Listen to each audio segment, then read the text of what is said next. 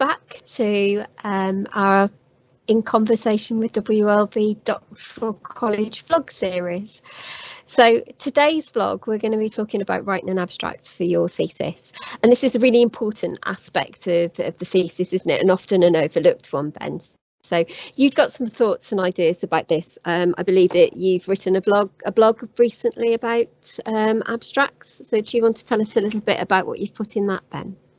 Yeah, indeed I will. I think the first thing to think about is the journey of the abstract itself. What is the role of the abstract? So initially you'll be asked by your supervisor to prepare an abstract for the thesis, which is a kind of executive summary, a couple of 100 words, and they'll use that to invite examiners to agree to examine your thesis. So inviting, say, an external examiner, the external examiner would need to have a summary of the thesis to say whether they can or they can't examine it, whether it's in their area of expertise, and the abstract is the way in which that information is communicated to the examiner. So it's part of an invitation. That's the first function of the abstract.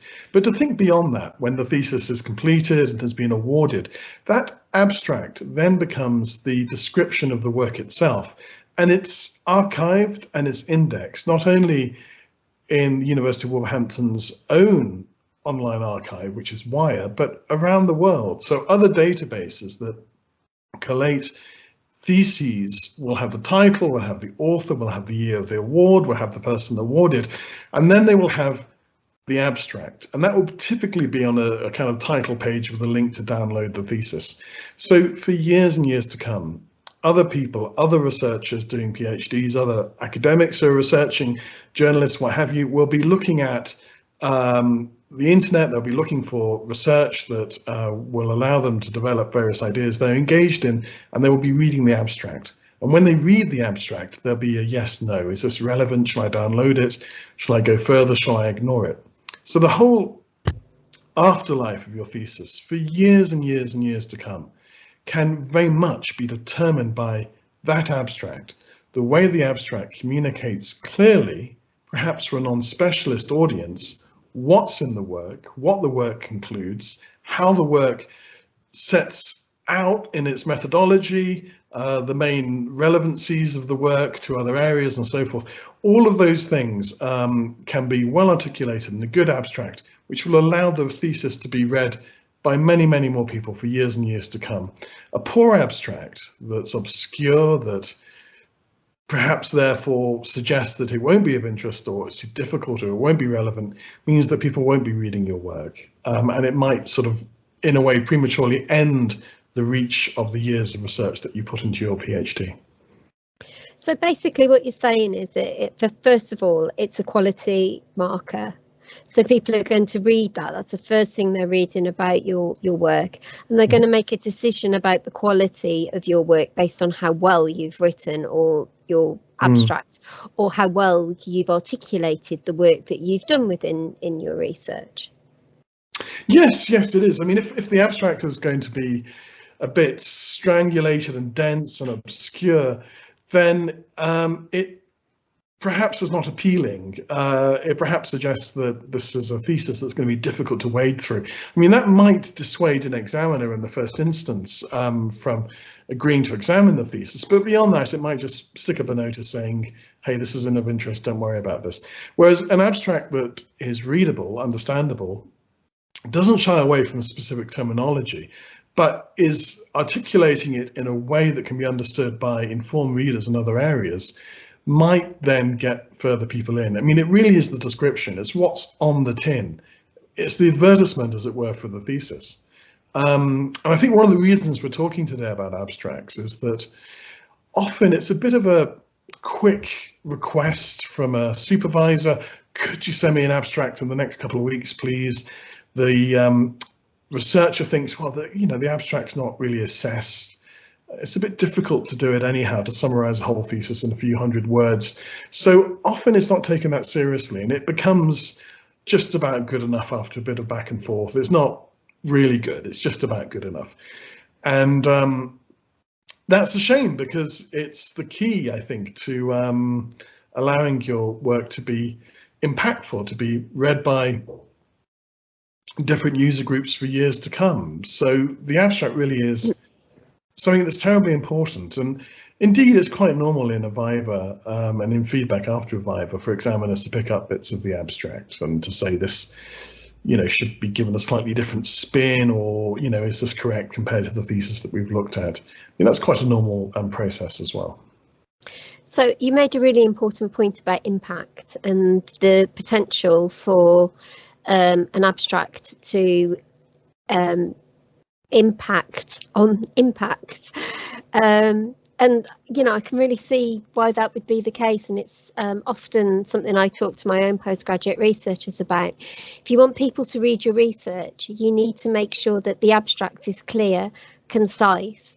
It's a standalone document. It overviews all aspects of the piece of research that you've done. So it talks about why the piece of research has been done, how the piece of research has been done, what's been found, and why that's important. But it needs to be clear and concise. It doesn't need to be fluffy and flowery. And I think sometimes that's where postgraduate researchers, particularly qualitative researchers, can go wrong. They try to mimic the style of their thesis in the writing of their abstract. So if you want to make impact with your research, if you want other people to read your work and then to use your work beyond it, it's got to be accessible to them. They've got to understand why this piece of research is important. So it's really, really important to make sure that you use those 300 words that we ask for in an abstract wisely. So I always say to my postgraduate researchers not to use quotes or citations in an abstract, not to use subheadings in an abstract either, but to tell very quickly the story of the piece of work that's been done. So you need to cover a little bit about why this piece of research is important, why it's being done. You need to cover how you did the piece of research. And I should have said, really, you need to cover the research questions in there as well without stating the research questions. So don't say that my research question 1 was this, my research question 2 was that. You briefly cover the aim of the research, and you go on to talk about how you did the research. So you need to give enough detail about the way that you've done the research without taking up too much space. You also need to think about what it is that you found, and you can't go into great detail about your findings, but you will have some key messages, some key headline messages that are really important from your research. So those need to go into your abstract. And then you need to tell the reader why this is important, what the difference that this research makes. Do you agree, Ben? Yeah, very much so, yeah. So I think that looking to those research questions can be quite a good orientation. And then looking to the conclusion, exactly as you say, Deborah, not to say, and we found within this field of these numbers, this chemical was doing this, that, or the other, but to actually say, therefore, the data is assembled to show that these reactions can be created in these particular ways. The middle bits, case studies, I think can be sometimes dealt with fairly quickly. In terms of the language, I think one can maybe write in the third person, so and identify the thesis or the research as the object. So a first sentence could quite easily be, this thesis sets out to show that, or this thesis is the first full critical examination of, or in identifying issue X, this thesis begins to look at reasons why. So that way you're telling exactly the kind of story that you mentioned. At the same time, I think it would be fine to use terminology. So the methodological approach is one of X, Y, or Z, or the thesis is written under the influence of the work of Smith or Brown or Jones, but not to allow that to kind of clog up the abstract in a way that a reader who's not totally familiar with the area would just be turned off by this.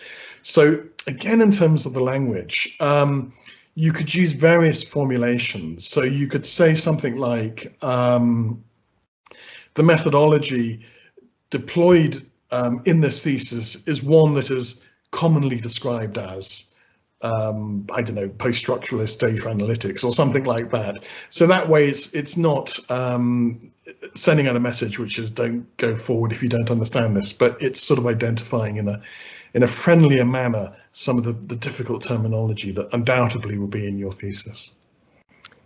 So to very quickly sum up then, what 3 tips would you give to somebody writing an abstract, and what 3 don'ts would you say?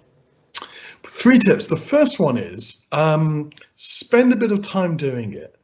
Don't just like think, well, I'd just do a quick half hour, it doesn't matter, it's not assessed, and bang it off. No, spend a bit of time doing it. My second tip is get some friends to look at it.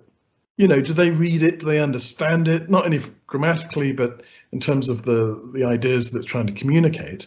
And then my third tip is, when it's ready in a kind of fine draft form, invite your supervisor to respond to it and to give you some feedback, and keep it as a live document. I mean, 300 words is not very big, so you're not entering into this massive, difficult phase of drafting and redrafting and so on. But I think give yourself the space to really get it right. Those are 3 yeses, 3 nos, 3 things not to do. One of them is to try and avoid panicking. I think writing a 300-word summary, as it were, of your thesis, maybe 6 months before you're due to submit it, can be quite difficult. I mean, it can begin to raise questions that you've not fully answered. So don't try and do some sort of mini draft of an evolving argument with citations and quotations, all those things you were saying, Deborah. Just try and write a kind of fairly neutral, objective, distanced summary of what's actually in there. So number 1 is don't panic. Don't open it up as a new essay or a new section as part of the thesis. My second don't is don't worry if you find other abstracts online, because I'm sure you'll look at abstracts to see what they're like. Don't worry if they're nothing like yours, because some of these abstracts could have been written many years ago in different contexts, and I think that the notion of the abstract itself tends to evolve and tends to change. And then my third one is just don't go over the word count. I mean, if it needs to be X hundred words, I mean 300 for us, but other institutions may be slightly different. You know, don't double that, or like add another 400 words on, or come in massively under. So just stick to the specifications. Thank you, Ben. So my advice would be, my 3 tips is to be concise, to use accessible language. Using accessible language isn't dumbing down the way that you write. It's all about ensuring that everybody who reads your abstract of your thesis will be able to understand what your work is about.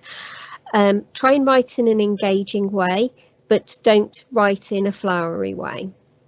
So and my tips for not is don't write in a flowery way.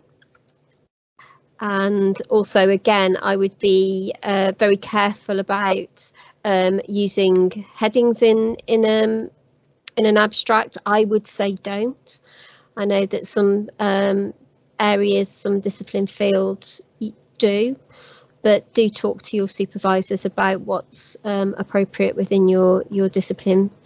And also, one of the things I would say is a don't, that I usually say to people as a do, is don't use other people's work as a guide for what you're going to write. Your piece of research is unique, and that's what makes it of doctoral quality. So, you know, write about your research and craft your own abstract about your work. I think that's really, really important when selling your work. So the only other thing that I will say is, for those of you who are watching this video who are from the University of Wolverhampton, we do have a doctoral college guide on how to write an abstract, which is in our Canvas topic. So you'll find those on the link for the doctoral college guides. So I would advise you to go and have a look at the guide, because there's lots of tips and advice in there, and also to check out Ben's blog, the director of the Doctoral College blog, and again there's lots of tips and lots of advice in there as well. So thank you for listening. It's been great to be back again.